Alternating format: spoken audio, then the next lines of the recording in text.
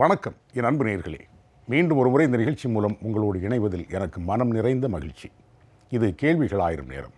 கேள்விகளால் நமது பகுத்தறிவையும் பட்டறிவையும் புதுக்கிக் கொள்கிற நேரம்.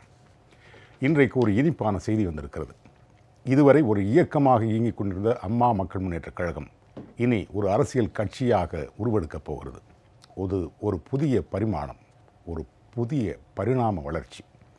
இன்னும் ஒரு இனிப்பான செய்தி, அம்மா மக்கள் முன்னேற்றக் கழகத்தினுடைய முதல் பொதுச் செயலாளராக கட்சியினுடைய நிர்வாகிகளால் திரு டிடிவி தினகரன் அவர்கள் தேர்ந்தெடுக்கப்பட்டிருக்கிறார்கள். புதிய மற்றும் முதல் பொதுச் செயலாளராக பதவியேற்கும் திரு டிடிவி அவர்களுக்கு உங்கள் சார்பிலும் என் சார்பிலும் நெஞ்சார்ந்த வாழ்த்துக்களை தெரிவித்துக் கொள்வதில் பெருமையும் பூரிப்பும் அடைகிறேன். நேற்று 6 மணியோடு தமிழ்நாட்டில் மக்களவைத் தேர்தலுக்கான வாக்குப்பதிவு முடிந்திருக்கிறது. கூடவே 18 சட்டமன்ற இடைத்தேர்தலுக்கான வாக்குப்பதிவும் நடந்து முடிந்திருக்கிறது. சுருக்கமாக சொல்வதானால், எதிர்காலத்தில் தமிழ்நாட்டின் அரசியல் எந்த திசை நோக்கி நகரப்போகிறது என்பது ஏற்கனவே தீர்மானிக்கப்பட்டுவிட்டது. அதனுடைய முடிவுகள் மே 23ஆம் தேதி வெளிவர காத்திருக்கின்றது. அதேபோல தமிழக அரசு நீடிக்குமா தாக்கு பிடிக்குமா என்பதற்கான முக்கியமான விடையும் அன்றைக்கு தெரிய வரும். இந்த தேர்தல் எப்படி நடந்திருக்கிறது என்று கொஞ்சம் பின்னோக்கி பார்த்தால் வேதனையாகவும் வியப்பாகவும் இருக்கிறது. தேர்தல் ஆணையம் செய்த குளறுபடிகள், தமிழ்நாடு அரசு செய்த குளறுபடிகள், இவை எல்லாற்றையும் கொஞ்சம் ஆழமாக சிந்திக்க வேண்டும். ஏன்னா தேர்தல் என்பது ஒரு சடங்கு அல்ல, மக்களுடைய உரிமையை நிலைநாட்டுகிற ஒரு முக்கியமான நிகழ்வு அது. அந்த நிகழ்வை சரியாக பயன்படுத்தி கொண்டதா தேர்தல் ஆணையம் முக்கியமான கேள்வி எழுகிறது. இதிலே குறிப்பிடத்தக்க ஒரு விஷயம், தேர்தலில் வாக்களிக்க வேண்டும் என்பதற்காகவே ஒரு தம்பதியர் வெளிநாட்டிலிருந்து சென்னைக்கு வந்திருக்கிறதாக ஒரு செய்தி இன்றைக்கு பார்க்கிறேன்.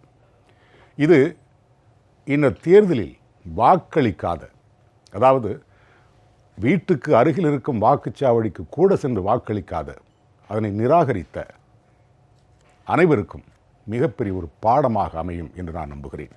வாக்களிப்பு என்பது ஜனநாயக கடமை. கடமையை நிறைவேற்றாத வரையில் உரிமை அவர்களுக்கு இல்லை. அதை முதலில் புரிந்து கொள்ள ஆக வேண்டும். இனி இன்றைக்கு உரிய குறள், நன்றே தரினும் நடுவிகந்தாம் ஆக்கத்தை அன்றே ஒழிய விடல். நன்மையே தருவதாக இருந்தாலும் கூட நீதியை விட்டு விலகுவதால் தேர்தல் ஆணையம் உன்னிப்பாக கவனிக்க வேண்டிய ஒரு குறள் இது. நன்மையே தருவதாக இருந்தாலும் கூட நீதியை விட்டு விலகுவதால் வரும் லாபத்தை அப்பொழுதே விட்டு விட வேண்டும் என்கிறார் வள்ளுவர்.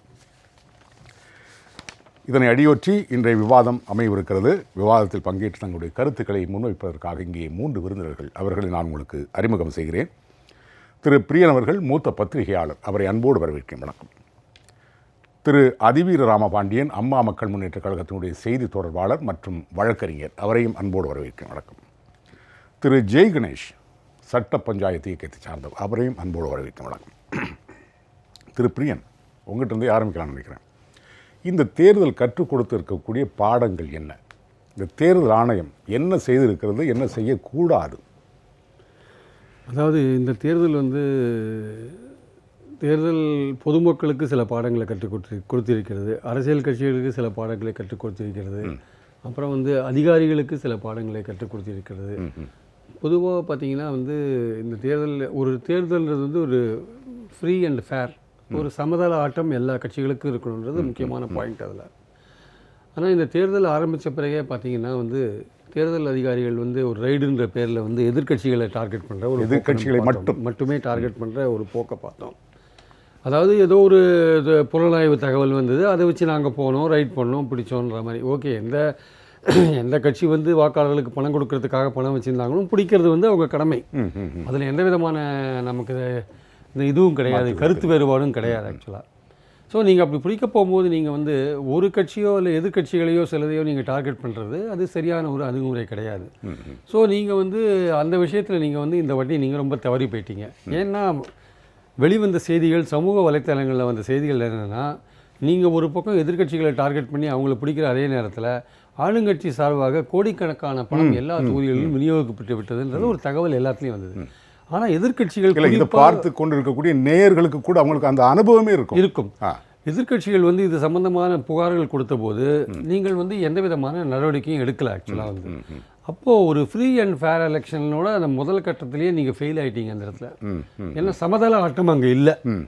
ஒரு கட்சியை நீங்கள் பணம் கொடுக்க அலோவ் பண்ணுறீங்க, யார் பணம் கொடுத்தாலும் தடுக்க வேண்டிய நீங்கள் ஒரு கட்சியை மட்டும் வேடிக்கை பார்த்துருந்தீங்க, இன்னும் சில கட்சிகளை வந்து முடக்க நினச்சிங்க நீங்கள். அது ஒரு பக்கத்தில் நீங்கள் வந்து சமதள ஆட்டத்தை நீங்கள் வந்து அங்கே கிரியேட் பண்ணலை. எல்லாரும் யார் பணம் கொடுத்தாலும் அதை தடுத்து ஒரு சமதள ஆட்டத்தை நீங்கள் தேர்தலை நீங்கள் நடத்தியிருந்தீங்கன்னா அது பாராட்டும்படியாக இருந்திருக்கும். அது இல்லை. ரெண்டாவது வந்து நீங்கள் வந்து ஆளுங்கட்சி சார்பாக வந்து செயல்படுற ஒரு போக்கு எல்லா இடத்துலையும் இருக்குது. உதாரணமாக பார்த்தீங்கன்னா தேர்தலை நடத்த வேண்டியது ஒரு ரிட்டர்னிங் ஆஃபீஸரோட கடமை. ஆனால் அந்த கரூர் தொகுதியில் இருக்கிற தேர்தல் அதிகாரி மாவட்ட ஆட்சித்தலைவர் அவர் வந்து ஒரு நியாயமான ராத்திரி 11 மணிக்கு வந்து ஒரு 100 பேரோட ஒரு பெட்டிஷன் கொடுக்க வந்தவங்களை அன்லாஃபுல் அசம்பிளி என்னை வந்து கொலை பண்ண வராங்க, தாக்க வராங்க, வன்முறையை தூண்டுறாங்கன்ற மாதிரியான பேசுகிறார். அந்த காங்கிரஸ் வேட்பாளர் ஜோதிமணிகிட்ட அவர் ஆர்கியூ பண்ணுறதை பார்க்கும்பொழுது நான் வந்து ரொம்ப யோக்கியமாக நடந்துக்கிறேன், நான் வந்து இராணுவத்தோட பழைய முன்னாள் இராணுவத்தினோட மகன் அதெல்லாம் சொல்கிறார். ஆனால் நீங்கள் எது சொன்னாலுமே உங்கள் நடத்தை மூலமாக நீங்கள் நடுநிலையாக இருக்கிறீர்கள் என்பதை நிரூபிக்கணும். Your action only tells us how you are performing. Actually உங்கள் வேர்ட்ஸ் வந்து எது வேணால் சொல்லலாம். நீங்கள் அதுக்கு முன்னாடி வந்து 10 நாளைக்கு முன்னாடி அந்த ஒரு திமுக காங்கிரஸ் கூட்டணி ஒரு இடத்துல கூட்டம் நடத்துறதுக்கு அனுமதி கேட்குறாங்க. 10 நாளைக்கு முன்னாடி அனுமதி கேட்ட அந்த கட்சிக்கு கொடுக்காம பின்னாடி வந்து ஆளுங்கட்சிக்கு நீங்கள் அந்த இடத்துலேயே கொடுக்குறீங்க. அப்புறம் அந்த நிகழ்ச்சி நடக்கிற அன்றைக்கி நீங்கள் வந்து ஆளுங்கட்சி அலோவ் பண்ணிவிட்டு இவங்களை வந்து விரட்டி அடிக்கிறீங்க. இதை பற்றி புகார் கொடுக்க வந்தால் நீங்கள் வந்து அவங்க அன்லாஃபுல் அசம்பிளின்னு சொல்கிறீங்க. இதை பற்றி கேட்க வந்தால் ஜோதிமணி அந்த கேண்டிடேட்டை அவர் சொல்கிறாரு, I will recommend for cancellation அப்படின்றார் அந்த கலெக்டர். அதாவது தேர்தல் நடத்த வேண்டிய அதிகாரி I will recommend for cancellation, தேர்தலை ரத்து செய்கிறதே அவருடைய முதல் நோக்கமாக கொண்டு செயல்படுறாரோன்ற ஒரு சந்தேகம் நமக்கு வருது. ஸோ இது ஒரு பக்கம் இருந்தாலும் அப்புறம் தேர்தல் நடக்கிற அன்னைக்கு பார்த்தீங்கன்னா இந்த மாதிரி பல குளறுபடிகள் அங்கங்கே. வாக்குப்பதிவு ஆரம்பமே வந்து பார்த்தீங்கன்னா இது வந்து மிஷின் வந்து ஒரு டிஃபெக்டிவாக இருக்கிறதுக்கான வாய்ப்புகள் இருக்குது. ஒரு மெக்கானிக்கல் ஃபெயிலூரோ சாஃப்ட்வேர் ஃபெயிலூரோ இல்லை எலக்ட்ரிசிட்டி பேட்டரி இல்லாத இருக்கிறதெல்லாம் இருக்குது. அதெல்லாம் ஒரு மிஷின் தான் அது. ஆனால் நீங்கள் அதையெல்லாம் எதிர்பார்த்து அதற்கான ஒரு பேக்கப் ஃபெசிலிட்டியோடு தான் நீங்கள் தயாராக இருக்கணும் நீங்கள்.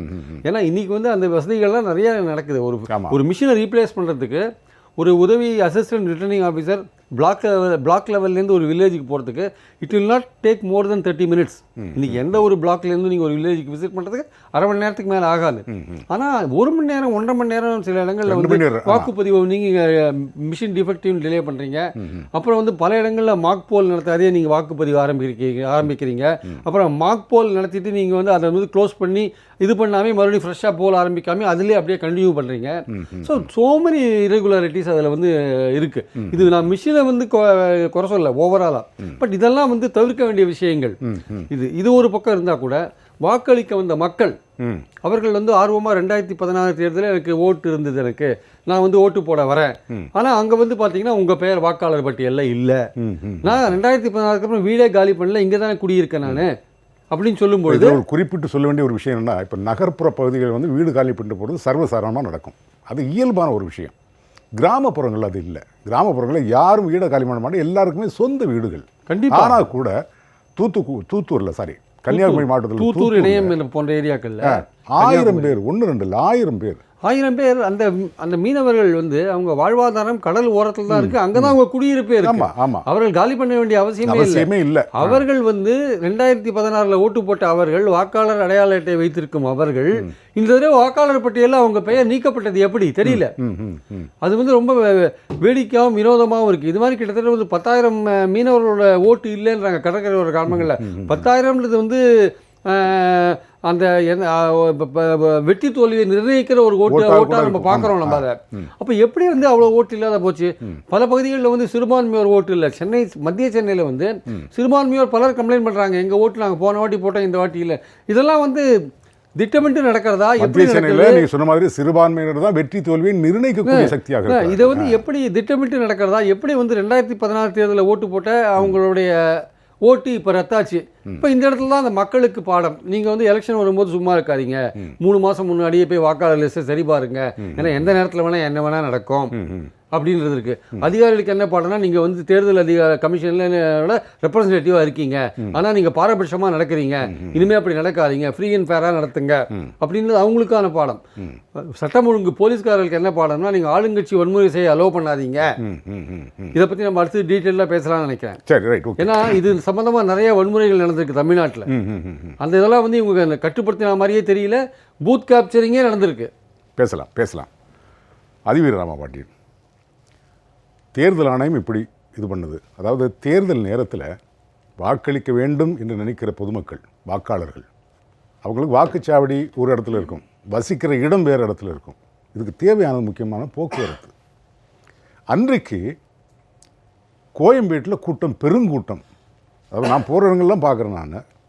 அதாவது கட்டுக்கடை, அது தீபாவளிக்கு பொங்கலுக்கு போகிற மாதிரி கும்பலாக நிற்கிறாங்க ஜனங்க ரோட்டு ஓரத்தில், பஸ்ஸு கிடையாது. இது ஒரு திட்டமிட்ட சதின்னு தான் சொல்லணும். ஏன்னா நீ அங்கே போனால் தானே ஓட்டு போட முடியும். வெற்றி நமக்கு இல்லைங்கிறது உறுதியாகி போச்சு. அதை குறைக்கணும், சதவீதத்தை குறைக்கிறதுக்காக இந்த வேறு மாதிரி வேலை நடந்தது. இது தமிழ்நாடு அரசு ஏன் இதை பண்ணுது? நிச்சயமாக அது ஒரு நல்ல கேள்வி. இந்த குறிப்பிட்ட அந்த நேரத்தில் கோயம்பேட்டில் இரவு 12 மணிக்கு நானே அங்கே இருந்தேன். என்னுடைய உறவினர் ஒருத்தர் அங்கே போய் பஸ்ஸுக்கு விடுறதுக்காக போயிருந்தேன். அந்த வாகன நெரிசல்லேருந்து நான் என்னுடைய வீட்டுக்கு போய் சேர்றதுக்கே காலையில் 2 மணி ஆயிடுச்சு. அவ்வளோ நெருக்கடி, ஜனக்கூட்டம். இதை நேரடியாக நான் அனுபவித்தேன் அந்த விஷயத்தில். அங்கே வந்து தடியடியெல்லாம் பண்ணி கலைக்க வேண்டிய சூழ்நிலை. அப்போ இந்த இடத்துல இதுக்கு முன்னாடி யாரும் ஓட்டு போட வர்றதில்லை அப்படின்னு ஒரு குற்றச்சாட்டை 19 வச்சுட்டு இருந்தாங்க, பர்சன்டேஜ் ஏர்லன்னு. ஆனால் இன்றைக்கு மக்கள் வந்து வாக்களிக்க தயாராக இருக்காங்க. அது ஆன்டி இன்கம்பன்சி, இந்த ஆட்சிக்கும், மத்தியில் இருக்கிற ஆட்சிக்கும், மாநில ஆட்சிக்கும் எதிராக இருக்கிறார்கள் அப்படிங்கிறத இன்றைக்கு ஆட்சியில் இருப்பவர்கள் தெளிவாக புரிந்து வைத்திருக்கிறார்கள். இப்படிப்பட்ட சூழ்நிலையில்தான் அந்த போக்குவரத்து தேவையான பேருந்துகள் அங்கே வசதி ஏற்படுத்தி தரப்படவில்லை. இது முழுக்க ஒரு கடமை தவறப்பட்டிருக்கிறதை தாண்டி ஒரு தேர்தல் அலுவலகம் இருக்கு இல்லையா, அங்கே வந்து ஒரு உள்ளாட்சி தேர்தலை நடத்தக்கூடிய அந்த தலைமை தேர்தல் ஆணையர் அந்த அலுவலகம் கோயம்பேடுக்கு எதிர்த்தாப்புலே இருக்கு. அப்போது இப்படிப்பட்ட ஒரு சூழ்நிலையில் இந்த தேர்தல் ஆணையம் இந்த அரசுக்கு ஒரு ஷோகாஸ் நோட்டீஸ் கொடுத்துருக்கணுமா வேண்டாமா? நாங்கள் அதை கவனிக்கல. அப்போ இதை கவனிக்கிறது உங்கள் வேலை இல்லையா? தமிழகத்தில் இருக்கிற வாக்காளர்கள் வாக்கு அளிக்க தடுக்கப்பட்டிருதுங்கிறது என்ன எவ்வளோ பெரிய ஒரு கேர் எடுத்து பண்ண வேண்டிய விஷயம். இந்த தேர்தல் ஆணையத்தினுடைய அந்த தொடக்க காலத்தில் இருந்த தேர்தல் ஆணையர்கள் பெட்டியை தூக்கிட்டு போய் அன்றைக்கு இருந்த பெண்கள் வந்து கணவன் பேரை சொல்ல மாட்டாங்க, பேரை சொல்ல மாட்டாங்க. அப்படி இருப்பவர்களை வாக்காளர்களாக சேர்த்து ஒரு கட்டமைத்த ஒரு அமைப்பு இது. அவ்வளோ பாடுபட்டு சேர்த்த ஒரு அமைப்பு, கொண்டு வந்த அமைப்பு. ஆனால் இன்றைக்கு அதில் நீங்கள் இவ்வளோ வாக்காளர்கள் வாக்களிக்க போக முடியாமல் திணறிக்கிட்டு இருக்கோம். எல்லா மீடியாஸும் கொண்டு வந்து டெலிகாஸ்ட் பண்ணிட்டு இருக்காங்க. தேர்தல் ஆணையம் எங்களுக்கு அதை பற்றி தெரியாது, நாங்கள் அதில் கவனத்தில் கொள்ள மாட்டோம்னா அப்போ நீங்கள் என்னத்தை கவனத்தில் கொள்ளுவீங்க? எதுக்காக இந்த விளம்பரம் பண்ணுறாங்க? வாக்களிப்பது ஜனநாயக கடமை, அது தவறாமல் செய்யுங்கன்னு காசு செலவழித்து வாக்களிக்க வாங்கன்னு கூப்பிடுறதும் தேர்தல் ஆணையம் தான். இல்லை அது என்னென்னா, அதான் சொல்கிறது, இந்த ஃபார்மாலிட்டிக்கு எதாவது செய்யணும்னு சொல்லுவாங்கல்ல. வாக்காளர்கள் நிற்கிறார்கள், பூத்து அவங்களுக்கு என்னன்னு தெரியும், எங்கே இருக்குங்கிறது தெரியுது. அதை கொண்டு போய் சேர்வதற்கான அந்த நடைமுறையை மாநில அரசு வேண்டுமென்றே அதில் தவறு செய்கிறது. அவர்களுக்கு போதிய வசதி ஏற்படுத்தி தர மறுக்கிறது. ஏனென்றால் அவர்களுக்கு எதிராக கூட வாக்களித்து விடுவார்கள் என்று.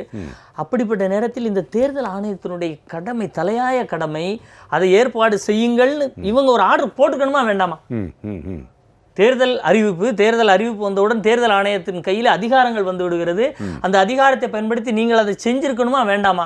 அது குறித்து அது எங்களுக்கு தெரியாது, எங்கள் பணியில்லைன்னு நீங்கள் எப்படி சொல்லலாம்? நீங்கள் போக்குவரத்து அந்த துறை சார்ந்த அந்த செயலாளருக்கு நோட்டீஸ் அனுப்புனீங்களா, ஷோகாஸ் நோட்டீஸ்? ஏன் வந்து இவ்வளோ நாள் நீங்கள் அதை சரி பண்ணல, இதை ஸ்டடி பண்ணலையா? வாக்களிப்பதற்கு இவ்வளோ நாள் தொடர்ந்து லீவ் வருது, வாக்காளர்கள் இவ்வளோ இருக்காங்க போகிறாங்கன்னு சொன்னால் அதை நீங்கள் முறையாக செய்ய தவறி இருக்கிறது இந்த அரசுங்கிறத ஒரு ஷோகாஸ் நோட்டீஸ் கொடுத்துருக்கணுமா வேண்டாமா? தார்மீகமான அடிப்படையில் இதையெல்லாம் கருத்தில் கொண்டுதான் இன்றைக்கு ஓய்வு பெற்ற அதிகாரிகள் வந்து ஜனாதிபதிக்கே கடிதம் எழுதுறாங்க. இந்த தேர்தல் ஆணையத்தினுடைய நம்பகத்தன்மை குறைந்து விட்டது, இது right time to take a decision சொல்லி அவங்க கடிதம் எழுதுறாங்க. எல்லாம் சீனியர் சிட்டிசன்ஸ், ஓய்வு பெற்றவர்கள். அந்த அக்கறையோடு கையெழுத்து போட்டு எழுதுறாங்கன்னா இதை விட வேற இந்த தேர்தல் ஆணையத்தினுடைய இதை விமர்சிக்கிறதுக்கு வேற என்ன அத்தாட்சி வேணும்? அது மட்டுமா, அன்றைக்கு தேர்தல் அந்த பூத் ஸ்லிப் இருக்கு பாருங்க, அந்த பூத் ஸ்லிப்புகள் ரோடு முழுவதும் கொட்டி கிடக்குது. அந்த வாக்காளர்களுக்கு போகாம கொடுக்கல. செய்ய வேண்டியது யாரு? இல்ல செய்ய வேண்டிய இதுல 2 விஷயம் இருக்கு. வாக்காளர்களுக்கு அந்த பூத் ஸ்லிப் போனால் அவர்கள் முறையாக அந்தந்த வாக்குச்சாவடியில் போய் வாக்களித்தால் இந்த மத்தியிலும் இருக்க மாநிலத்திற்கு அரசுகள் காலியாகும் என்பதனால அப்போ அவங்க அந்த பூத் ஸ்லிப் போகப்படலை. அப்போ அதையும் நீங்கள் கவனிக்கல தேர்தல் ஆணையம். இது சாதாரண விஷயம் கிடையாது. வாக்களிக்கிற போறவனுக்கு வசதி ஏற்படுத்தி கொடுத்துச்சா இல்லையாங்கிறத பார்க்கல. நீங்க அடிச்ச அந்த ஸ்லிப்பை கொண்டு போய் அரசியல் கட்சிகள் கொண்டு கொடுத்த பூத் ஸ்லிப்பை இல்லை நீங்க கொடுக்க வேண்டாம் நாங்களே கொடுக்குறோம்னு சொல்லிட்டு இப்போ கொடுக்காம தெருவில் அது தெருவில் போட்டிருக்காங்க. அது எவ்வளோ பெரிய ஒரு லெத்தார்ஜிக். தேர்தல் ஆணையம் இதை செய்யலைன்னா அப்போ இது எப்படி நீங்கள் மற்ற விஷயங்களை எப்படி நீங்கள் தடுப்பீங்க? உங்களுடைய அக்கறையை தான் என்ன? நீங்கள் நோட்டா கொண்டு வரோம் அது கொண்டு வரோம் இதெல்லாம் போய் சொல்கிறீங்க, கோர்ட்டில் கேட்டால் எங்களுக்கு நாங்கள் அப்படி இப்படின்னு சொல்கிறீங்களே. இது எவ்வளோ பெரிய ஒரு அவலம். ஒரு வாக்காளனுக்கு வந்து அவனுடைய உங்களுடைய வாக்கு எந்த பூத்தில் இருக்குன்னு சொல்லக்கூடிய அந்த ரசீது போய் சேரலை. அது என்ன அக்கறை இல்லாத இது ஒரு அக்கறையற்ற தன்மையினுடைய உச்சம்னு சொல்கிறார். அதை தாண்டி இது அவர்களுக்கு தெரியாது அப்படிங்கிறதெல்லாம் இல்லை. ஏன்னா இந்த ஸ்லிப் கொடுக்குற பேட்டர்ன்கிறது காலம் தொட்டு வந்துட்டு இருக்கிற ஒரு விஷயம். அதனுடைய இன்றியமையா தன்மையும் அவர்களுக்கு நல்லா தெரியும். அப்படி இருந்தும் அதில் வந்து இப்படி லெத்தார்ஜிக்காக அதை சரியாக செய்யவில்லை என்று சொன்னால் அவர்கள் ஆளுகின்ற அரசுக்கு சாதகமாக செயல்படுகிறார்கள் என்பதைத்தான் அந்த ஓய்வு பெற்ற அதிகாரிகள் மிகப்பெரிய பதவியில் இருந்தவர்கள் வந்து ஜனாதிபதிக்கே கொண்டு போய் கம்ப்ளைண்டாக கொடுக்குறாங்க. முழுமையான ஒரு வாக்குப்பதிவு இருந்துடக்கூடாதுங்கிறதுல தேர்தல் ஆணையமும் மாநில அரசும் ரொம்ப குறியாக இருந்திருக்கு. கண்டிப்பாக அதுதான் இந்த நடைமுறைகளிலிருந்து நமக்கு தெரிய வர்ற விஷயங்கள். அதே மாதிரி குளறுபடிகள் பார்த்தீங்கன்னா அந்த ஒவ்வொரு இடத்துலையும் அவர்களுக்கு சாதகமான வேட்பாளர் வரணும். ஒரு ஆளும் கட்சி சார்பாக இருக்கிற வேட்பாளர் இல்லை மத்தியில் இருக்க கட்சி இருக்க சார்பாக வேட்பாளர்னா அந்த பெட்டியை வந்து ஒரு தனித்துவத்தோடு வைக்கக்கூடிய ஒரு பேட்டர்னை கூட கடைபிடிச்சிருக்காங்க சில நிறைய பூத்துகளில். அதை கொஞ்சம் முன்னாடி வைக்கிறது, அது கொஞ்சம் அடுத்த பெட்டியில் வாக்கு எங்கே விழுமோ அதை கொஞ்சம் மாற்றி இருட்டடிப்பு செய்கிற மாதிரி வைக்கிறது. இந்த பிளேஸ்மெண்ட் இந்த சின்ன சின்ன விஷயங்கள்லாம் இவ்வளோ குளறுபடிகள் நடந்திருக்கு. நிறைய பேர் கம்பல் பண்ணியிருக்காங்க. அதான் வாக்காளர் நீக்கம். அதாவது எப்போவுமே தேர்தல் கமிஷன் இன்னொன்று வந்து அம்மா மக்கள் முன்னேற்ற கழகம் வந்து குக்கர் சின்னத்திற்காக உச்சநீதிமன்றம் வரைக்கும் போய் வாதாடிய ஒரு சின்னம் இன்னைக்கு சர்வசாதாரணமாக மற்ற சுயேட்சைகள் கொடுக்கப்பட்டிருக்கிறது. கண்டிப்பாக அது சர்வசாதாரணம். அதுதான் ஏன் நீங்கள் இதை ஏன் அவங்களுக்கு கொடுக்கக்கூடாது? உங்களை யாராவது கேட்டாங்களா இந்த குக்கர் சின்னத்தை நீங்கள் அந்தந்த ரிட்டர்னிங் ஆஃபீஸர் இருக்கின்ற சுயேட்சைகளுக்கு தானே கொடுத்தீங்க? வேற எந்த மாநில கட்சியாவது தொகுதி முழுவதும் எங்களுக்கு கொடுங்கன்னு கேட்டுச்சா? இல்லை உங்கள்கிட்ட ஒரு கிளைம் இல்லை. இந்த கிளைம் வந்து ஒரே ஒருத்தர்கிட்ட இருந்து தான் வந்திருக்கு. அம்மா மக்கள் முன்னேற்ற கழகத்தின் சார்ந்த வேட்பாளர்கிட்ட இருந்து வந்திருக்கு. நீங்கள் ஒரு தார்மீகமான சார் ஒரு வார்த்தையை சொன்னாங்க, ஃபேர்னஸ் இருக்கணும், ஒரு சமதளம் இருக்கணும். அந்த சமதளத்தை நீங்கள் மெயின்டைன் பண்ணக்கூடிய ஒரு தேர்தல் ஆணையமாக இருந்திருந்தால் நீங்கள் அந்த குக்கர் சின்னத்தை கண்டிப்பாக உங்களுக்கு கொடுத்துருக்கலாம் இல்லையா? அப்போ ஏன் அந்த நெருக்கடியை சிலருக்கு கொடுக்கணும்னு நினைக்கிறீங்க? அந்த எண்ணம் அதனால உங்களுக்கு கிடைக்கிறது என்ன? மற்ற எல்லாத்தையும் ஒதுக்கி வச்சிருக்காங்க. யாரு கொடுத்துருக்காங்கன்னா அம்மா மக்கள் முன்னேற்ற கழகத்தினுடைய வேட்பாளர் பேர்ல யார் இருக்காங்க அதே பேரை கொண்டவர்களுக்கு கொடுக்குறீங்கன்னா அப்ப இதை செய்வது யார்? இதை யார் செய்கிறார்களோ அவர்களுக்கு நீங்கள் ஒத்து போறீங்கன்னா அப்போ உங்களுடைய செயல்பாடுகள் என்ன? அதே மாதிரி பணத்தை பிடிக்கிறது. தொடர்ந்து பேசலாம். ஒரே இல்லை திரு ஜெய் கணேஷ், இன்னொரு முக்கியமான பிரச்சனை, ரொம்ப முக்கியமான பிரச்சனை. அரசு ஊழியர்கள், ஆசிரியர்கள், காவல்துறையினர் ஒரு பெரும் எண்ணிக்கையில் இருக்காங்க. அவங்கெல்லாம் அந்த இதில் தேர்தல் பணியாளர்களாக இருந்திருப்பாங்க. அவங்களுக்குன்னு வாக்குச்சீட்டு முறை இருக்குது. இந்த தடவை எந்த தடவையும் நடக்காத அளவுக்கு ஒரு பெரிய சீரழிவு நடந்திருக்கு. சொல்லுங்கள் சார். என்னென்னா இந்த வாட்டி வந்து ஆளுங்கட்சி வந்து ஒரு முடிவில் இருக்காங்க. என்னன்னா ஜாக்டோ ஜியோ வந்து வாக்களிச்சாங்கன்னா அரசாங்கத்துக்கு எதிராக தான் வாக்களிப்பாங்க. ஏன்னா நம்ம வந்து பென்ஷன் ஸ்கீம் அவங்களுடைய பல திட்டங்களுக்கு நடத்த போராட்டங்களை வந்து நம்ம முடக்கிட்டோம். பொதுவாக இதுக்கு முன்னாடி நடத்தின எப்போ அரசு ஊழியர் போராட்டம் பண்ணாலும் ஏதோ ஃபார்மாலிட்டிக்காகவாச்சும் ஒன்றோ ரெண்டோ வந்து நிறைவேற்றி விட்டுட்டு மற்றதை நோன்னு சொல்லுவாங்க. இந்த வாட்டி வந்து அரசு ஊழியர்களில் கண்டுக்காம ஒரு கோரிக்கை கூட நிறைவேற்றாம அவங்கள வந்து ரொம்ப பகிரங்கமாக அவங்கள வந்து அடிப்படை வச்சுட்டுன்றதுனால ஜாக்டோ ஜியோ அமைப்பில் இருக்கக்கூடிய அரசு ஊழியர் வந்து ரொம்ப கோவத்திருக்காங்க. நான் வந்து ஒரு 10 நாள் முன்னாடியே ஜாக்டோ ஜியோலேருந்து வரக்கூடிய விஷயங்கள்லாம் பார்த்தேன்னா இந்த முறை வந்து யாருக்கு வாக்களிக்க கூடாதுன்னு நமக்கு தெரியும்ல, அவங்க வாக்களிக்க கூடாது அப்படின்லாம் நிறையா அஃபிஷியலாக வந்து அவங்களுடைய ஃபேஸ்புக்லேயும் வாட்ஸ்அப்லேயும் போயிட்டு இருந்துச்சு. அதனால வந்து முன்னாடியே வந்து பிஜேபியே சொல்லியிருந்தாங்க என்னன்னா ஜாக்டோ ஜியோவில் இருக்கக்கூடிய ஆசிரியர்கள் வந்து இந்த வாட்டி எலெக்ஷன் டியூட்டி பார்க்கக்கூடாது அப்படிலாம் சொல்லியிருந்தாங்க. ஸோ வந்து என்னன்னா கிளியராக தெரிஞ்சு போச்சு அரசு ஊழியர் வெர்சஸ் அரசாங்கம்ன்ற தோனி நடக்க போகுதுன்ட்டு. அதனால என்ன பண்ணியிருக்காங்கன்னா இந்த வாட்டி வந்து அரசு ஊழியர்களை வந்து வாக்களிக்கிறதை எப்படி தடுக்கிறதுன்னு சொல்லிட்டு ஒரு வேலை செஞ்சுருக்காங்க. அது செஞ்சதுனால 50% அரசு ஊழியர்கள் இந்த எலெக்ஷன் டியூட்டியில் வேலை செஞ்சவங்களுக்கு வந்து அவங்களுக்கான அந்த வாக்குச்சீட்டு கிடைக்காதனால நான் இப்போ வரதுக்கு முன்னாடி செக் பண்ணேன், 4 பேரை செக் பண்ணேன், நாங்கள் எலெக்ஷன் டியூட்டி பார்த்தோம், எங்களால் ஓட்டு போட முடியல, எங்களுக்கு ஓட்டு சீட்டு கிடைக்கல அப்படின்னு சொல்லிட்டாங்க. இது எவ்வளோ இருக்கும், உங்கள் பிளாக்ல இருக்கக்கூடிய எத்தனை ஆசிரியர்கள் கிடைக்கல அப்படின்னு விசாரிக்கும் போது என்ன சொல்கிறாங்கன்னா, குறைஞ்சபட்சம் ஒரு 50% ஆசிரியர்கள் வந்து நாங்கள் ஓட்டு போட முடியல, எங்களால் ஒரு லெவலுக்கு மேலே வந்து கேட்கவும் முடியல அப்படின்னு சொல்லி சொல்கிறாங்க. ஸோ இதில் என்ன தெரியுதுன்னா, இதோட எண்ணிக்கை நாங்கள் பார்க்க வரைக்கும் ஒரு 4 லட்சம் அரசு ஊழியர்கள் வந்து காவலர்கள் அந்த அரசு ஊழியர்கள் வந்து இந்த எலெக்ஷன் டியூட்டி வந்து பார்த்துருக்காங்க. இதில் ஒரு 50% கிட்டத்தட்ட ஒரு 2 லட்சம் பேர் வந்து வாக்களிக்காமல் இருந்திருக்கு வாய்ப்பு இருக்குது. இதோட ஆச்சரியமான ஒரு செய்தி இது. 2 லட்சம் பேர் வாக்களிக்க விடாமல் தேர்தல் ஆணையம் தடுத்திருக்கு. அதான் இதோடைய டேட்டா வந்து நம்ம ஆர்டிஐ போட்டு எடுக்க போகிறோம். எடுத்தால் தான் நமக்கு தெரியும் எவ்வளோ உண்மையான டேட்டான்னு தெரியும். ஆனால் நான் விசாரித்த வரைக்கும் 50% இருக்கலான்ற மாதிரி தோணுது. இது வந்து திட்டமிட்டு அரசாங்கமும் தேர்தல் ஆணையமும் சேர்ந்து செஞ்ச ஒரு சதியாக தான் பார்க்குறேன். அப்படி எதுக்காக தேர்தல் ஆணையம் வந்து இப்படி ஒரு வேலையை செய்யணும் அப்படிலாம் யோசிக்கும் போது ஒன்று ஒன்றா வரும்போது பார்த்தீங்கன்னா, அதாவது இன்னொன்று வந்து இந்த தேர்தல் நடந்த தேதி ஈஸ்டருக்கு ஒரு 2 நாள் முன்னாடி, குட் ஃப்ரைடேக்கு முன்னாள் நாள் வந்து இப்படி ஒரு தேர்தல் வைக்கணுமா? இல்லை, மாண்டி தேர்ஸ்டே நேற்று நடந்தது. பெரிய வியாழனுங்கிறது கிறிஸ்தவர்களுக்கு ரொம்ப முக்கியமான நாள். அதே மாதிரி வந்து மதுரையில் முக்கியமான சித்திரை திருவிழா நடக்குது, அதுக்காக 2 மணி எக்ஸ்டென்ஷன் கொடுக்குறீங்க. உண்மையிலே வந்து இவ்வளோ நெருக்கடியான சூழ்நிலையில இப்படி ஒரு தேர்தல் நடத்த வேண்டிய அவசியம் இருக்குது. ஒரு வாரம் தள்ளி வச்சிருக்கலாமே. நம்ம வந்து இத்தனை பேர் நடக்கக்கூடிய தேர்தலாம் மாற்றி வச்சிருக்கலாம். இன்னொன்று ஈஸ்டர் இந்த மாதிரி ஒரு முக்கியமான நிகழ்ச்சி நடக்கிற நேரத்தில் தேர்தலை ஒரு வாரம் தள்ளி வைக்கலாம் இல்லையா? இப்படி தேதிகள் சூஸ் பண்ணதுலேயே வந்து ஏதோ வேண்டாம் வெறுப்பாக வைக்கிற ஒரு தேதி மாதிரி தான் தெரிஞ்சிருக்கு. இன்னொன்று பார்த்தீங்கன்னா, எலெக்ஷன் கமிஷன் வந்து வாக்காளர்களை வந்து ஊக்குவிக்கிற விஷயமா ஒரு சில விஷயங்கள் பண்ணவே இல்லை. என்னன்னு பார்த்தீங்கன்னா, பூத் லொக்கேஷனை வந்து சரியாக சொல்ல. குறிப்பாக நான் வந்து துறைப்பாக்கம் ஓட்டு போட்டிருக்கேன், 11 வருஷமாக ஓட்டு போட்டிருக்கேன், 2 தடவை எலெக்ஷன் கேண்டிடேட்டாக இருந்திருக்கேன். என்னுடைய இதில் என்னாச்சுன்னா, லிட்டில் ஏஞ்சல் மெட்ரிகுலேஷன் ஸ்கூல்னு சொல்லி எனக்கு பிரிண்ட் ஆகி வந்திருக்கு.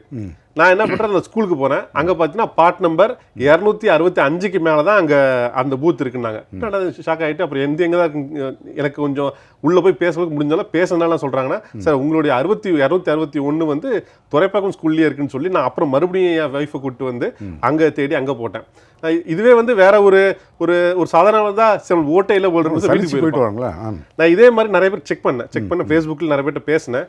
என்ன சொல்கிறாங்கன்னா, நாங்கள் போகும்போது எங்களை வந்து போலீஸ் தடுத்து வந்து உங்களுக்கு பூத் ஸ்லிப் இல்லைன்னா நீங்கள் ஓட்டு போட முடியாதுன்ற தப்பான தகவலை போலீஸ் சொல்லி அனுப்பிச்சிருக்காங்க. பூத் ஸ்லிப் தேவையில்லை, அதாவது பார்ட் நம்பர் சீரியல் நம்பர் யாருக்கு தெரிஞ்சாலும் அவங்க நேரடியாக போய் ஓட்டு போடலாம். அது ஆன்லைன்லேயே பார்க்க முடியும், எஸ்எம்எஸ்ல பார்க்க முடியும்.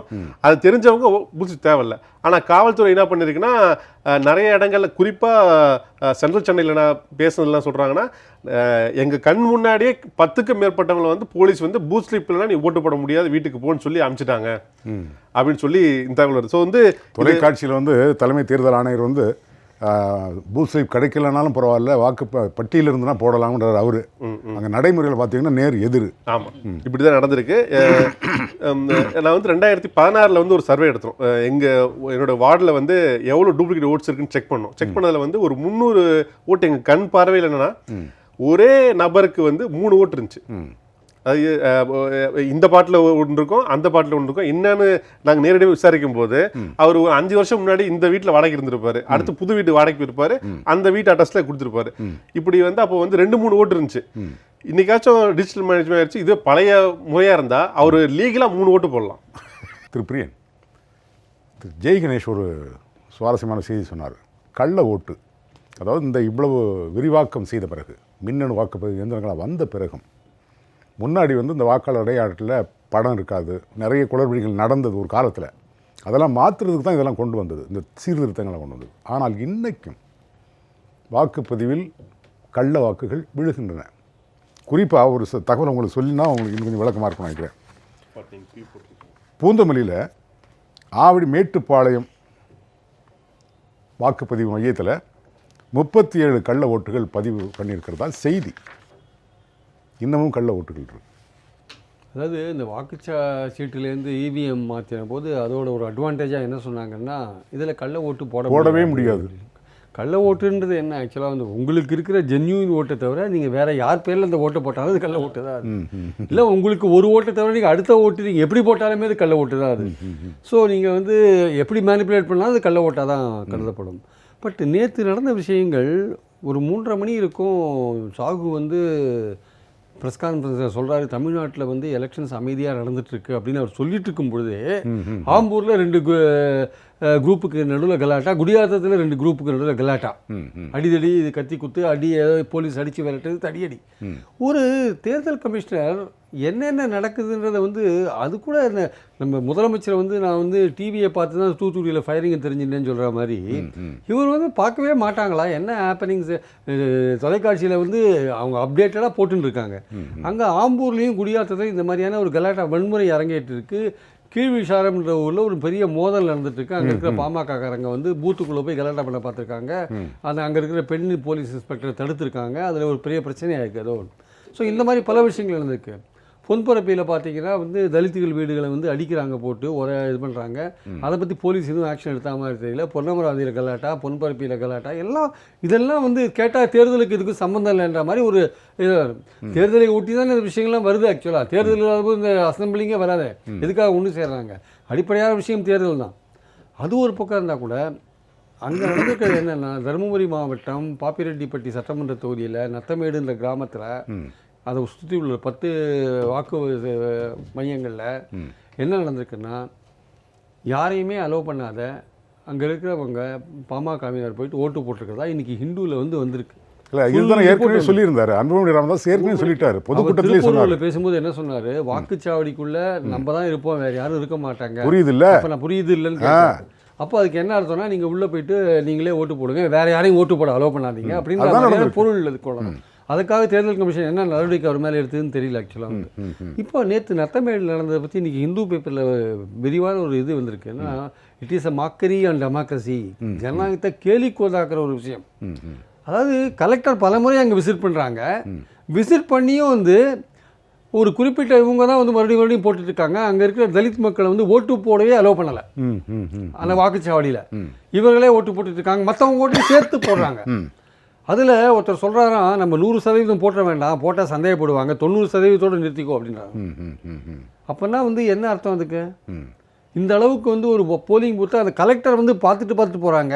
கேமரா வந்து அந்த போலிங் அந்த பத்தான் அந்த மிஷின் இருக்கிற இடத்துல வைக்காமல் கேமராவை தேர்தல் அதிகாரி பக்கம் கேமராவை திருப்பி விட்டுட்டு இதை பண்ணியிருக்காங்க. இது மாதிரி 10 வாக்குச்சாவடிகளில் இது மாதிரி நடந்திருக்கு. காவல்துறை இங்கே இருந்தது. காவல்துறை அவர் வந்து கண்ட்ரோல் பண்ணவே முடியலன்றாங்க. காவல்துறை அவரே சொல்கிறார் அந்த ரிப்போர்ட்டில், இந்து ரிப்போர்ட்டில், எங்களால் அவங்கள கண்ட்ரோல் பண்ணவே முடியல அப்படின்னு சொல்கிறாங்க அவங்க. அப்போது அந்த 10 வாக்குச்சாவடியில் மறுபடியும் வந்து ரீபோல் நடத்தணும் அப்படின்னா, இன்றைக்கி அந்த கலெக்டர் மலர்விழின்ற ஒரு அம்மா சொல்கிறாங்க, எனக்கு எந்த புகாரும் வரல, யாருமே அதை பற்றி புகார் பண்ணல. இவ்வளோ ஒரு பேப்பரில் வந்து இவ்வளோ விஷயங்கள் நடந்தது, ஜனநாயகத்தை கேலி குத்தாக்கியிருக்காங்க, ஒரு பெரிய ரிப்போர்ட் வந்திருக்கு. அதை வந்து ஒரு கணக்கில் எடுத்துக்காம எனக்கு எதுவும் ரிப்போர்ட் வரலன்னு ஒரு கலெக்டர் சொல்கிறாங்கன்னா, கலெக்டர் யாருடைய ஆணையின் கீழே செயல்படுறாங்க, யார் சார்பாக செயல்படுறாங்க? இது என்ன இவர் அதான் இந்த தேர்தல் கமிஷன் வந்து அது சுயமாக அந்த அதிகாரிகள் இருக்காங்க இல்லையா, இவர்கள் ஏன் வந்து இப்படி வந்து ஒரு ஃப்ரீ அண்ட் ஃபேர் எலெக்ஷன் இல்லாமல் இந்த மாதிரி ஒரு ஆளுங்கட்சிக்கு சார்பான ஒரு மனநிலை, ஆளுங்கட்சி கூட்டணிக்கு சார்பான ஒரு மனநிலை ஏன் அவங்களுக்கு வருது? எதுக்காக வருது? எப்படி வருது? இப்போ இந்த மாதிரியான ஒரு அதிகாரிகளை வைத்துக்கொண்டு எப்படி ஃப்ரீ அண்ட் ஃபேர் எலெக்ஷன் நம்ம நடத்த முடியும்? நம்ம இதெல்லாம் வந்து இந்த எலெக்ஷன்ஸோட கேலிக்கூத்து இதெல்லாம். அப்போ இன்றைக்கி நத்தமேடில் வந்து நீங்கள் மறு எலெக்ஷன் நடத்துங்கன்னு சொல்லிட்டு இன்றைக்கி தேர்தல் மனு கொடுத்தா, நான் வந்து ரிட்டர்னிங் ஆஃபீஸர்கிட்ட ரிப்போர்ட் கேட்டுருக்கேன். அந்த ரிட்டர்னிங் ஆஃபீஸர் சொல்கிறேன், எனக்கு யாருமே பெட்டிஷன் கொடுக்கல. நீங்கள் தான் 10 தடவை அங்கே போய் பார்த்தீங்களா அங்கே என்ன நடந்ததுன்ட்டு? உங்களுக்கு தெரியாது? அங்கே இருக்கிற மக்களை நீங்கள் விசாரிக்க மாட்டீங்களா? அங்கே இருக்கிற மற்ற மக்கள் யார் யார் ஓட்டு போடாதவங்க நீங்கள் ஏன் ஓட்டு போடலன்னு விசாரிக்க மாட்டீங்களா? வெறும் போய் பார்த்துட்டு வந்துடுவீங்களா? ஒரு அதிகாரி தனக்கு இருக்க கரூர் கலெக்டர் கேன்சல் பண்ணுவேன்றாரு, இந்த கலெக்டர் வந்து இந்த மாதிரியான பூத் கேப்சரிங், இதான் பூத் கேப்சரிங் பார்த்துட்டு இருக்காரு.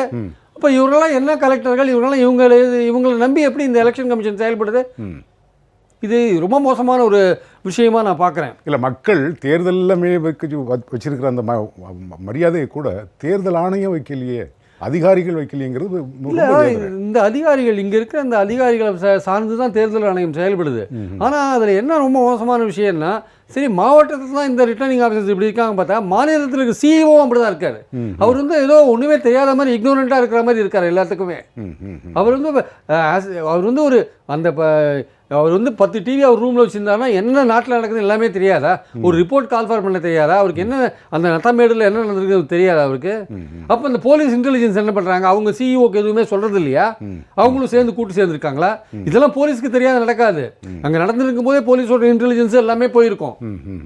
அப்போ ஏன் அதெல்லாம் அலோவ் பண்ணுறீங்க? நீங்கள் எப்படி அலோவ் பண்ணுறீங்க அதை? நீங்கள் சரி, இன்னைக்கு நத்தமேடில் நடந்த விஷயம் அங்கே ரீபோல் நடத்தலைன்னா இது வந்து நிச்சயமாக ஜனநாயகத்தோட கேள்வி கூத்து தான் நான் சொல்லுவேன். நான் சரி, திரு அதிவீர ராமபாண்டியன், இது தொடர்பாக இன்னொரு செய்தி, பட் அது ஒரு உறுதிப்படுத்தப்படாத ஒரு செய்தி, கிட்டத்தட்ட உறுதியானது தான் நினைக்கிறேன் நான். தூத்துக்குடியில் 2 கிராமங்களில் சேர்த்து மொத்தம் 15 வாக்குச்சாவடிகள், அப்படின்னா 15 வாக்கு எண்ணிக்கை இயந்திரங்கள். இது இன்னைக்கு 1:30 மணிக்கு தான், பகல் 1:30 மணிக்கு தான் வாக்கு எண்ணும் மையத்துக்கு வந்து சேர்ந்ததாகவும், அது வரைக்கும் அந்த இடைப்பட்ட காலத்தில் வந்து எங்கே அந்த வாக்குப்பெட்டிகள் இருந்ததுன்னு அன்ட்ரேசபிள், கண்டுபிடிக்க முடியல அப்படின்னு ஒரு தகவல். 1:30 மணிக்கு தான் வந்து சேர்ந்ததான். காரணம் கேட்டதுக்கு போக்குவரத்து பிரச்சனை, அது வண்டி இல்லை, அது இல்லைன்னு ஏதோ சாக்கு போக்கு சொல்லி சமாளித்ததாக ஒரு தகவல். அதான் இது போன்ற நிலைகள் வந்து நிறைய இடத்துல சந்தேகங்களும் குழப்பங்களும் நிறைந்து தான் இந்த தேர்தல் வந்து நடந்து முடிந்திருக்கிறது. ஒரு சில பூத்துலலாம், அதாவது பண்ருட்டி நகரம் அந்த பூத் எண்ணு 210 இந்த பரிசு பெட்டகத்துக்கு நேரம் இருந்த அந்த ப்ளூ கலர் பட்டனே இல்லை. பட்டனே எல்லாம் எல்லா சின்னத்துக்கும் பட்டன் இருக்கு, இந்த சின்னத்துக்கு பட்டன் அந்த ப்ளூ கலரே இல்லை. அப்போ இது எப்படி நீங்கள் ஒரு ஃபேர் எலெக்ஷனாக நீங்கள் சொல்லுவீங்க? ஆனால் இதையும் மீறி தான் வெற்றி பெற இதை மீறி தான், அதாவது மக்களை சந்தித்து வாக்கு கேட்டு ஜெயிப்பதுங்கிறத தாண்டி தேர்தல் கமிஷனையும் தாண்டி தான் ஜெயிக்க வேண்டியிருக்கு. தேர்தல் கமிஷனுடைய நோக்கம், அது எதற்காக ஏற்படுத்தப்பட்டது, அதுக்கு இருக்கக்கூடிய தார்மீக கடமை என்ன, இந்த ஜனநாயக அமைப்பை நீங்கள் வந்து இந்த தேர்தல்ங்கிறத எடுத்துகிட்டு அது ஒரு மன்னராட்சி தான், அதிகாரம் தான், ஒரு அதிபராட்சி மாதிரி ஆயிரும். இது இப்போது தேர்தல் ஆணையம் குவாசி அப்படி அந்த அதிபர்களுடைய ஆளுகைக்கு உட்பட்ட என்ன ஆகும்? ஒரு குவாசி அமைப்பாக போயிடுச்சு. எவ்வளோ சர்வ சுதந்திரமாக இயங்க வேண்டிய ஒரு அமைப்பு இது போன்று எங்கள் வாக்குப்பட்டி எங்கே போயிட்டு வந்துச்சுன்னு எங்களுக்கு நான் ட்ரேசபிள் இருந்ததுன்னு சொல்கிறது, இது எவ்வளோ ஒரு நம்பிக்கையற்ற தன்மையை அவங்க அப்படி சொல்கிறாங்க. இல்லை, உள்ளாட்சி தேர்தலுக்காக ஒரு வேளை ஒத்திகை பார்த்துருக்காங்களோ? இருக்கலாம். அவர்களுக்கு வந்து இந்த தேர்தல் முறையில் மக்களை முதல்ல ஈடுபடுத்தணும். இன்னும் 70%, 70.1% தான் நீங்கள் வாக்காளர்கள்ட்ட வாக்கு பெற முடிந்திருக்கு. இப்போ நீங்கள் வெற்றியை வந்து இதில் வரக்கூடிய வெற்றியை தீர்மானிக்கிற வாக்கை விட இந்த வாக்குகள் அதிகம், வாக்கு செலுத்தப்படாத வாக்குகள் அதிகமாக இருக்குது. அப்போ உங்களுடைய கடமை இன்னும் எவ்வளோ, உங்களுடைய கடமையை சரியாக செய்ய வேண்டியதே இன்னும் 30% மேலே இருக்குது. நீங்கள் செய்திருந்தால் கூட அந்த சதவீதம் உயர்ந்திருக்குமோ? இல்லை, அதுதான் சொல்கிறேன். உங்களுக்கு பூத் ஸ்லிப்பை கீழே போடுறீங்க, போக்குவரத்து ஏற்படுத்தி தரல, நம்பிக்கையற்ற தன்மையை விதைக்கிறீங்க மக்கள் மத்தியில். தேர்தல் ஆணையம் கெட்டு போச்சியா? தேர்தல் ஆணையம்னு சொன்னாலே வேற வேலை இல்லை, அது மோடி ஆணையம் அலக்களிக்கிறாங்க. ஒவ்வொரு செயலையும் ஒரு தேர்தல் ஆணையம்ங்கிறது ஒரு நீதிமன்றம் மாதிரி ஒரு ஈக்குட்டியை பண்ணணும். அவங்க ஒவ்வொரு செயல்லையும், அவங்க பிறப்பிக்கின்ற ஒவ்வொரு உத்தரவுலையும் இது எல்லா வேட்பாளர்களுக்கும் சரியாக இருக்குமா, யாராவது ஒருத்தருக்கு அதிகப்படியான பலனை கொடுத்துருமா, கொடுக்காதா, சம களத்தை ஏற்படுத்தி கொடுக்குறோமா, இதில் அவங்க எல்லாரும் ஃப்ரீயாக நின்று அந்த தேர்தலை சந்திக்கக்கூடிய ஒரு சூழ்நிலையை நம்ம வகுத்து கொடுக்கணும். அதில் யாருடைய அதிகாரத்திற்கோ வேறு எந்த தூண்டுதலுக்கோ நம்ம ஆட்பட்டு விடக்கூடாது. அப்படி ஒரு தேர்தலை நடத்தி முடித்து அந்த தேர்தல் மீது மக்களுக்கு நம்பிக்கை ஏற்படுத்தினால் தான் இந்த 100% வாக்கு போலிங்கிறது வரும். ஆனா நீங்க அந்த நோக்கமே இவங்ககிட்ட இல்லை. இப்போ ஆளுங்கட்சி சொல்ற ஒரு ப்ராஜெக்ட் எப்படி முடிக்கிறது, ஆளுங்கட்சி சாதகமா எப்படி நடந்துகிறது, இப்போ அந்த மாதிரி ஒரு வாக்காளர் வந்து என்கிட்ட இருக்கு சில விஷயம், ஏதோ ஒரு அந்த பூத் ஸ்லிப்பே மறந்து வச்சுட்டு வந்துட்டேன்னா அது இல்லைன்னா நீ ஓட்டே போட முடியாதான்னு அவனை அனுப்பி விட்றது, ஒரு ஓட்டை கழிச்சு விட்ரு. அப்படி இல்லைன்னா உங்களுக்கு இவ்வளோ விஷயங்கள் இருக்கு. இது சார் இந்த தேர்தலில் வந்து கட்சிக்காரர்கள் வெளியே இருந்து தான் எல்லாத்தையும் சொல்லி அனுப்புகிறாங்க. நீங்கள் வந்து அங்கே இருக்கக்கூடிய அதிகாரிகள் இந்த மாதிரி ஸ்லிப் கொண்டு வரோட நீ இல்லைன்னு சொல்லி அனுப்பக்கூடிய ஒரு சூழ்நிலைங்கிறது இது எதனுடைய வெளிப்பாடு? ஆளுங்கட்சிக்கு அப்படி நீங்கள் சாதகமாக போகிறது தானே. தேர்தல் பணி செய்கிறவர்களுக்கு கூட இது யார் இவங்க நமக்கு ஓட்டு போடுவாங்களா, நமக்கு சாதகமாக இருப்பாங்களான்னு அப்படி செலக்ட் பண்ணி நீங்கள் தேர்தல் பணியில் அரசு அலுவலர்களை ஈடுபடுத்தக்கூடிய நிலைமைக்கு வந்துட்டாங்க இன்னைக்கு. சரி திரு ஜெயகணேஷ், ரொம்ப முக்கியமான வார்த்தை. நான் முதல்ல அந்த வார்த்தைகளையே தேர்ந்தெடுத்து கவனித்து தான் சொன்னேன் நான். ஏன்னா மே 23ஆம் தேதிக்கு பிறகு தமிழக அரசியல் எந்த திசை நோக்கி நகரப்போகிறது என்பது தீர்மானிக்கப்பட்டு விடும். அதனால தான் ஆளும் தரப்பு எல்லை தாண்டி என்னெல்லாம் செய்யக்கூடாதோ அதெல்லாம் எல்லை தாண்டி செய்து நாங்களும் களத்தில் இருக்கிறோம் என்று நிரூபிப்ப பகீரத பிரயத்தனம் செய்துக்கிட்டு இருக்கு. இதையெல்லாம் தாண்டி நம்ம மக்களை நம்புவோம், இன்னும் நியாயமாக ஓரளவுக்கு சில இடங்களையாவது நடந்திருக்கும்னு நம்புவோம். மே 23 இப்போ நீங்கள் கள நிலவரங்கள், இப்போது நிலவரங்கள் நிறைய பேர்கிட்ட விசாரிச்சிருப்பீங்க, எப்படி இருக்குது மே 23? அது தமிழகத்தை பொறுத்த வரைக்கும் நிச்சயமாக ஆளுங்கட்சிக்கு எதிராக தான் இருக்குது. மத்திய மாநில 2 அரசாங்கத்துக்கும் அதிமுக கூட்டணிக்கு எதிராக தான் மாநிலம் இருக்குது. இதில் திமுகவுக்கு அதிருப்தி ஓட்டுகள் திமுக பக்கம் போகிறதுக்கான வாய்ப்பு இருக்கிறதுனால திமுகவுக்கு நிறைய சீட்ஸ் கிடைக்கும் அப்படின்றது தான் எங்களுடைய பார்வையாக இருக்குது. சரி சரி. இன்னொன்று குறிப்பாக இப்போ டிடிவி புதுசாக வந்திருக்காரு. சிறுபான்மையர் நிறைய பேர் திமுக காங்கிரஸ் கூட்டணி மேலே அதிருப்தி ஏற்பட்டதுனால அவங்களுடைய ஓட்ஸ் டிடிவிக்கு போக வாய்ப்பு இருக்குன்ற மாதிரி தான் தெரியுது. அதனால் ஒரு இதோட ரிசல்ட் நிச்சயமாக முக்கியமாக இருக்க போகுது.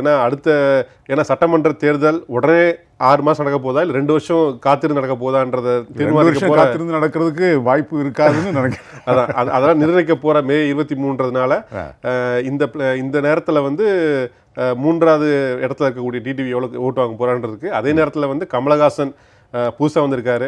இன்னைக்கு கலர் நிலவரத்தில் பார்க்கும்போது ஒரு 5% வரைக்கும் வாக்குகள் வர வாய்ப்பு இருக்குன்ற மாதிரி ஒரு தோரணை இருக்கு. சரி, 10% சொல்லி அவங்க கட்சிக்காரங்க சொல்றாங்க. அதே மாதிரி குறிப்பாக பார்த்தீங்கன்னா இதில் நாம் தமிழர்கள் போன வாட்டி வாங்கின ஓட்டை விட அதிக ஓட்டு வாங்குறதுக்கு நிறைய வாய்ப்புகள் இருக்கு. ஸோ அதனால இந்த வாட்டி அதிமுக மேல இருக்கக்கூடிய அதிருப்தியோட ஓட்டுகள் பிரிஞ்சு பரவாயில்ல எல்லா பக்கமும் போயிருக்கு. இதோடைய ரிசல்ட் கண்டிப்பாக ஒரு முக்கியமாக இருக்க போகுது. ஏன்னா அடுத்த தேர்தல் எப்போன்றதை நிர்ணயிக்க போற தேர்தலாக இருக்க போது. உள்ளாட்சி தேர்தல் இந்த வருஷமாச்சும் நடக்காதான்றது அன்னைக்கு தெரிஞ்சிடும். இல்லை, உள்ளாட்சி தேர்தல் யார் நடத்த போறாங்கிறத அதான் மே 23 தெரிஞ்சிடும் அது நடக்காதான்றது. உள்ளாட்சி தேர்தல் நடக்காதனால எவ்வளோ பிரச்சனைகள் இருக்கு. ஒரு குப்பாள்றதுல ஒரு சாக்கடை போறது, ஒரு தண்ணி பிரச்சனைகள், இவ்வளோ பிரச்சனைகள் இருக்குதுல எப்படி டீல் பண்றதுன்னு தெரியாம போயிட்டு இருக்கு. இந்த நிலைமையில உள்ளாட்சி தேர்தல் தொடர்ந்து நடக்காம இருக்கிறது மிகப்பெரிய நடத்த போறதா ஒரு தகவல் சொல்லியிருக்காங்க. மே இறுதியில் சொல்றேன்னு சொல்லியிருக்காங்க. அது கண்டிப்பா மே 23 அப்புறம் தெரியும். திரு பிரியன், இன்னொரு முக்கியமான கேள்வி.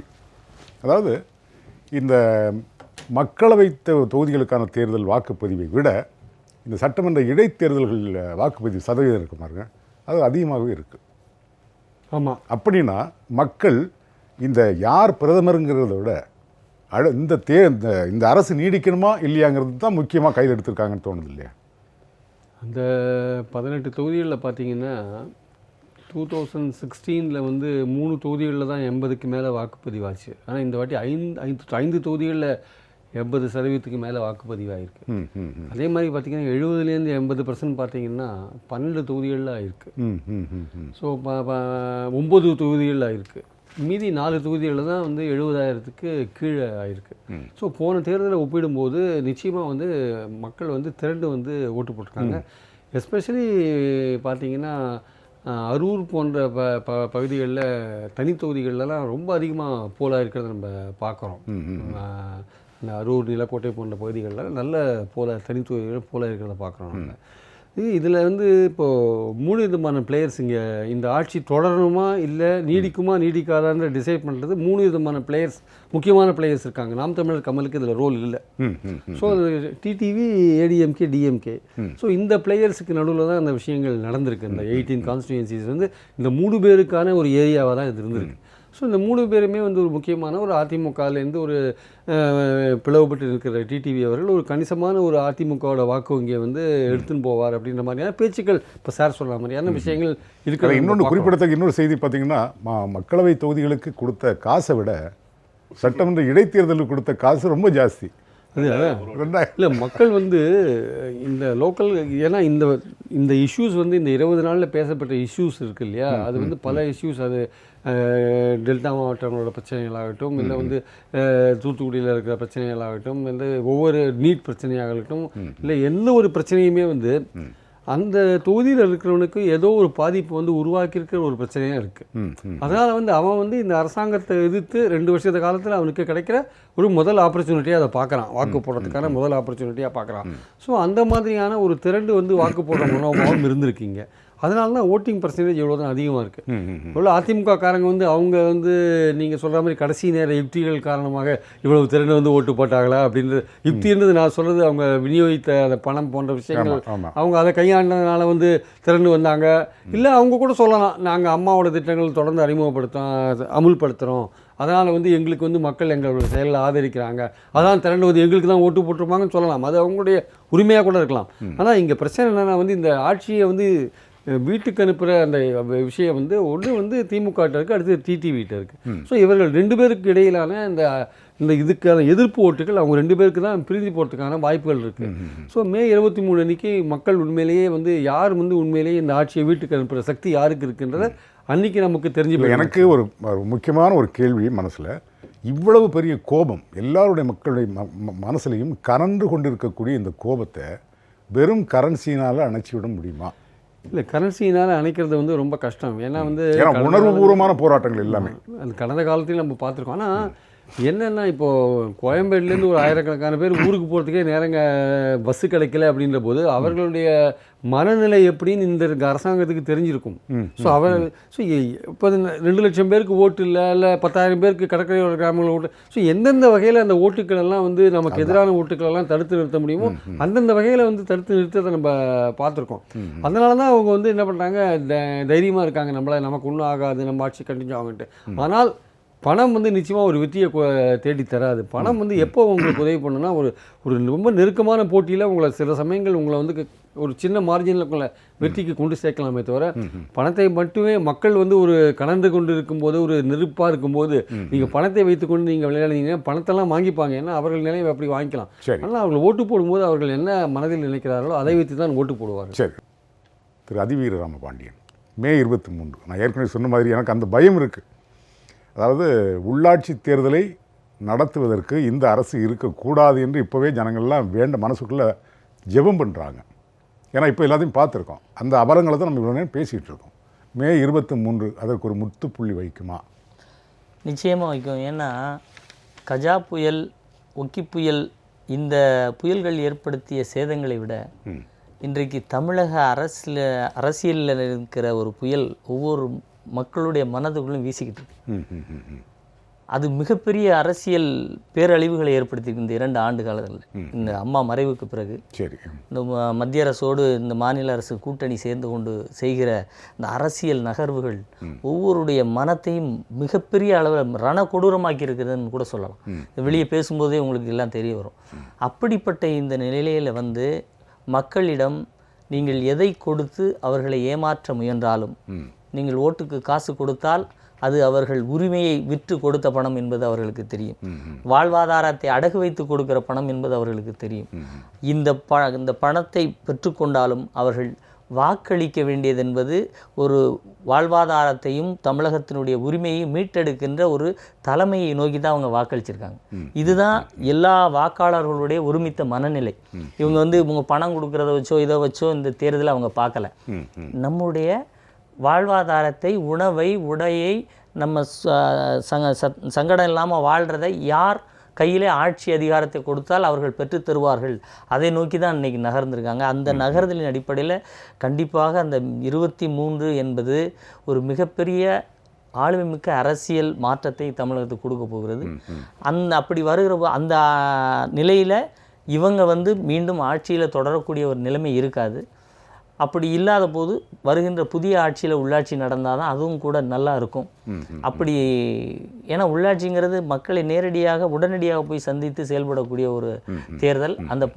அதில் இருக்கின்ற உறுப்பினர்கள் வருகின்றவர்களெல்லாம் மிக அருகில் இருக்கக்கூடியவர்கள், மக்களுக்கு மிக அருகில் இருக்கக்கூடியவங்க. அதாவது இந்திய தேர்தல் ஆணையத்தினுடைய தலைவராக இருக்கிற, தமிழ்நாட்டினுடைய தலைவராக இருக்கிறவே இந்த கூத்து பண்ணிட்டு இருக்காரு. ஆமாம். மாநில தேர்தல் ஆணையத்துக்கு வந்தால் அது எப்படி இருக்கும்? இல்லை அது ரொம்ப அதை தான் சொல்கிறேன். அவங்க கட்டுப்பாடுகள் வந்து மாநில அரசு மீதான பிடி கொஞ்சம் விலகி இருக்கிற போதே இவ்வளவு அப்பாரண்டாக செயல்படும் போது வெளிப்படையாக அவர்களுக்கு சப்போர்ட் பண்ணுறாங்க. அவங்க இந்த இப்போது இருக்கிற இந்த ஆட்சி வந்து உள்ளாட்சியை நடத்தக்கூடிய ஒரு நிலை வந்தால் தமிழகம் வந்து எப்படி இருக்குன்னு சொல்ல முடியாது. ஏன்னா அதனுடைய நிலைத்தன்மை, அந்த கலவரம், இது வந்து உள்ளாட்சி தேர்தல் போது இன்னும் நெருங்கி போவாங்க. அது பெரிய போர்க்களமாக மாறிடும். சரி, தேர்தலுக்கு ஆணையர் இப்போ இருக்காருன்னு பாருங்க. நாங்கள் செக் பண்ணதில் அவரோட காலம் முடிஞ்சிருச்சு, அவருடைய பீரியட் முடிஞ்சிருச்சு. புதிய ஆணையர் வந்து போடணும், அவர் வந்து தான் எலெக்ஷன் நடத்தணும். இல்லை, அவர் இப்படி தானே இருப்பார். அதான் ஆள் இல்லை இப்போ உங்ககிட்ட வைக்கக்கூடிய கேள்வி அந்த காரணத்தை சொல்லி இன்னும் கொஞ்சம் டைம் ஆகலாம். எனக்கு தேர்தலுக்கு முன்னால் உள்ளது இப்போ பிரச்சாரங்கள்லாம் பார்த்தீங்கன்னா திரு டிடிவி அவர்களுடைய பிரச்சார கூட்டங்கள் நீங்கள் பார்த்துருப்பீங்கன்னு நினைக்கிறேன். ஏன்னா ஊடகங்கள் இருட்டடிப்பு செய்தாலும் கூட சமூக வலைத்தளங்களில் நிறைய பரவுனது. அது கட்டுக்கடங்காத கூட்டம். இங்கே வந்து இந்த பத்திரிகையாளர்கள் கூட திரு பிரியன் உட்பட அது எம்ஜிஆர் காலத்தில் கூட்டின கூட்டம் மாதிரி. அது தன்னெழுச்சியாக கொடுக்குற கூட்டத்துக்கும் இழுத்து வரப்படுகிற கூட்டத்துக்கும் வித்தியாசம் உங்களுக்கு முகத்திலே கண்டுபிடிக்கலாம். பெரிய வித்தியாசம் இல்லை. ஆனால் திரு டிடிவி அவர்களுக்கு கூடின கூட்டத்தையும் அதில் எழுந்த ஆரவாரத்தையும் அந்த ஒரு இதை பார்த்தீங்கன்னா அவ்வளவு உணர்வுபூர்வமாக இருந்தது. குறிப்பாக சொல்கிறதுனா அதில் பெரும்பாலானவர்கள் இளைஞர்கள். கிட்டத்தட்ட 1 கோடி பேர் இந்த தேர்தலில் நுழைஞ்சிருக்காங்க. அவர்கள் கையிலும் தீர்மானிக்கக்கூடிய சக்தி இருந்திருக்கிறது. இந்த கூட்டங்களெல்லாம் பற்றி பார்க்கும்போது நீங்கள் சொன்ன மாதிரி மக்கள் நீதி மையம், அவர் திரு கமல் அவர்களுடைய பிரச்சார பயணங்களையும் பார்த்துருப்பீங்க. ரெண்டையும் ஒப்பிட்டு பார்க்கும்போது இந்த இளைய சமுதாயம், இளைய தலைமுறை யாரை நோக்கி பயணப்படுகிறது அப்படின்னு உங்களுக்கு தோணுது? சார், அதாவது இப்போது அடுத்த தேர்தல் நீங்கள் உள்ளாட்சி விட்டுருங்க, அடுத்து சட்டமன்ற தேர்தல்னு பார்க்கும்போது வந்து ஒரு எலெக்ஷனில் பிக் ஃபேக்டராக இருக்க போகிறது டிடிவி இருக்க போகிறாரு, கமலஹாசன் இருக்க போகிறாரு. அதே மாதிரி வந்து ரஜினி வந்து நான் அடுத்த தேர்தலில் நான் நிற்க போகிறேன்னு சொல்லி இன்றைக்கி சொல்லியிருக்காரு. ஸோ வந்து இந்த 3 பேருமே வந்து நம்ம பார்க்க வேண்டியவர்கள். ஏன்னா இந்த 3 பேருமே வந்து எத்தனை ஓட்டை பிரிக்க போகிறாங்க, யாரோடைய ஓட்டை பிரிக்க போகிறாங்க, 3 பேரும் கேண்டர் தான். சரி, டிடிவி வந்து ஒரு எம்எல்ஏவாக இருந்தார், இந்த தேர்தலில் ஒரு நல்ல சதவீதம் வாங்க போகிறாரு. அடுத்த தேர்தல் வந்து முக்கிய தேர்தலாக இருக்க போகுது. இதே இதில் தான் வந்து இப்போது மக்கள் நீதி மையம் 1 லட்சம் கண்டெஸ்ட் பண்ணிட்டாங்க, ஒரு ஆழம் பார்த்துட்டாங்க. இப்போ வந்து உண்மையிலே அவங்க நின்னது சரியா தப்பான்ற கேள்வியை தாண்டி அவங்க நின்னதுனால வந்து அவங்க கட்சியோட கட்டமைப்பு எப்படி இருக்குது, தேர்தல் எதிர்கொள்ளன்ற ஒரு அடிப்படைக்கு தெரிஞ்சுக்கிட்டாங்க. அதே மாதிரி இப்போ ரஜினி வரப்போ இந்த 3 பேருமே வந்து கெயின் பண்ண போகிறாங்க ஓட்டை.